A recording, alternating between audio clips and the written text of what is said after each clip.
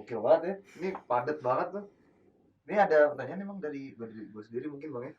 Ini eh, membangun startup yang berdampak itu sebenarnya maksudnya itu untuk kemana sih maksud berdampak pada masyarakat itu sendiri atau berdampak pada diri kita dulu gitu?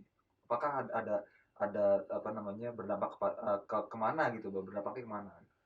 Berdampaknya adalah tadi gitu, artinya ke konsumen, artinya ke masyarakat gitu, ke masyarakat langsung. Jadi artinya kita memberikan sebuah platform gitu ya, memberikan sebuah wadah buat siapa? Ya buat target pasar kita. Misalkan teman-teman target pasarnya siapa? Anak muda. Ya udah, ya teman-teman berdampak buat anak-anak muda tersebut gitu. Jadi ya tadi di bisnis model kan kita nanti akan membahas tentang siapa target pasar kita yang akan kita tuju untuk kita bina gitu misalkan di startup kita. Kalau misalkan teman-teman mau bikin startup pendidikan, maka teman-teman harus ngebina gitu kan.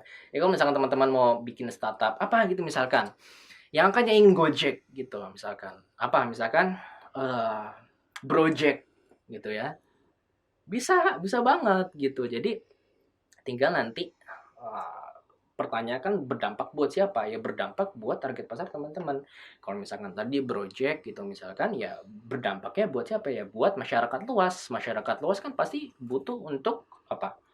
Butuh untuk jalan-jalan gitu. Maka project itu berdampak buat si penumpang kayak gitu. Jadi tadi dampaknya itu adalah si customernya teman-teman, target pasarnya teman-teman. Kalau SLP sendiri eh, berdampak buat siapa? Berdampak buat satu anak muda gitu ya, berdampak buat anak muda.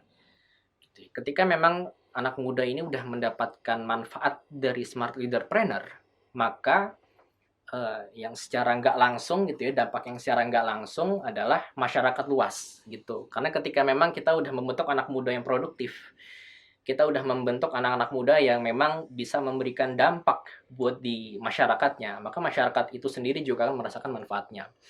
Mereka kami harapkan ya teman-teman yang udah lulus dari beasiswa Smart Leaderpreneur ini menjadi pemberdaya. Akhirnya mereka men-share kembali apa yang kemarin udah mereka dapet ini di beasiswa SLP, ya itu mereka share kembali ke masyarakatnya. Jadi rantai kebaikan ini terus berulang. Makanya dampaknya begitu luas, nggak hanya buat anak muda, tapi di lingkungan sekitar anak-anak muda itu. Gitu. Nah, Bang, ini kan kita kalau misalnya ingin membangun suatu startup itu kan kita harus membutuhkan tim ya Bang, tim yang produktif gitu. Nah, apakah kita dalam mencari tim ini yang mungkin satu passion dengan kita gitu, yang yang satu mindset bisnis modelnya dengan kita. Apakah ada sih Bang tips-tipsnya gitu Bang untuk nyari timnya itu? Ya memang ini jadi masalah juga ya. Artinya kalau misalkan kita udah punya visi, kita udah jelas nih bisnis model kak, bisnis model nih udah siap nih, tinggal timnya nih buat eksekusi nggak ada yang mau. Kenapa nggak ada yang mau? Nggak ada duitnya, gitu kan? Nggak ada duitnya, nggak ada mana ada buktinya gitu segala macam, mana teman-teman kita mau ikut sama kita, gitu. Yang perlu teman-teman ketahui adalah ketika memang kita mau membangun sebuah tim, yang perlu teman-teman perhatikan adalah bagaimana teman-teman mendeliver ide di dalam bisnis model tersebut kayak gitu, bahwa ya udah kita langsung aja ngomong di awal. Ya udah, artinya kalau misalkan kita mau ngomongin masalah kontrak gitu ya, nanti lu akan dapat bagian berapa, gue dapat bagian berapa ketika memang ini udah menghasilkan profit gitu ya.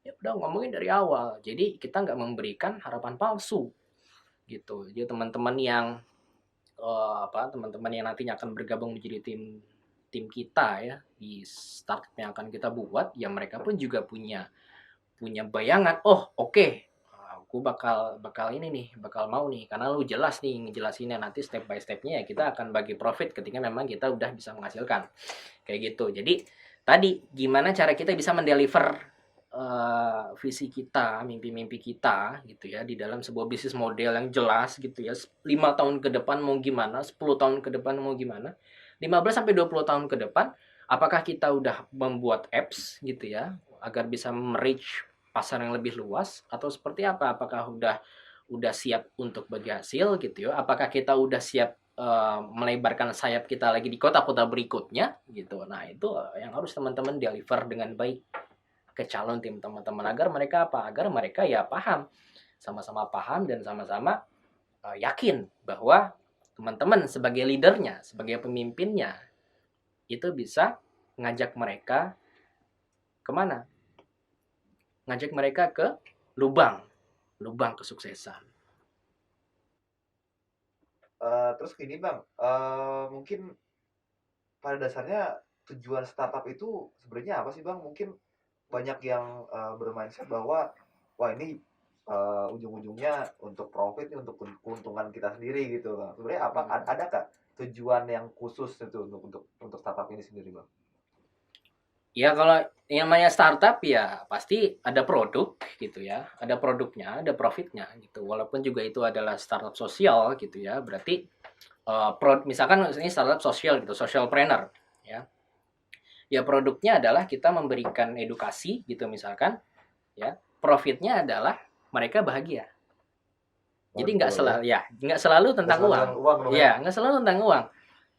Jadi eh ini tentang cara mindset kita gitu dalam dalam dalam apa membuat sebuah startup gitu. Ini kita mau bawa kemana? Apakah kita mau langsung profitnya berupa uang gitu ya, atau profitnya berupa kebahagiaan kayak gitu. Jadi ini tentang bagaimana cara kita ini mau mendrive apa startup kita ya untuk bisa bermanfaat, berdampak gitu. Jadi ya kalau bisa sih ya, kalau bisa ya nggak hanya kita mendapatkan profit uang, tapi customer kita juga ikut bahagia. Jadi double kill gitu ya.